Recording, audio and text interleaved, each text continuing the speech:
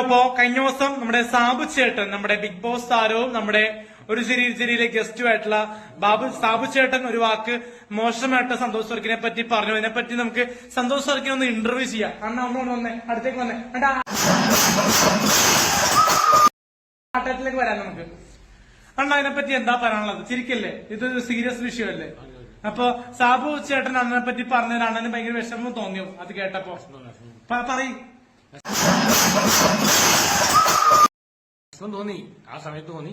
എനിക്ക് വൈരാഗ്യമൊന്നും ഇല്ലാലോ. കാരണം ചേട്ടന്റെ ഇന്റർവ്യൂ ചെയ്തൊരു ആങ്കറാണ് പുള്ളി ഇന്റർവ്യൂ ചെയ്തത്, വിഷ്ണു. കാരണം പുള്ളിയുടെ പേര് എനിക്ക് പറയാൻ തോന്നിയത് കാരണം ആ ഇന്റർവ്യൂല് മറ്റേ സാബു ചേട്ടന്റെ ഇന്റർവ്യൂ വൈറലായിരുന്നു. അപ്പൊ അതുകൊണ്ടാ പറഞ്ഞത്.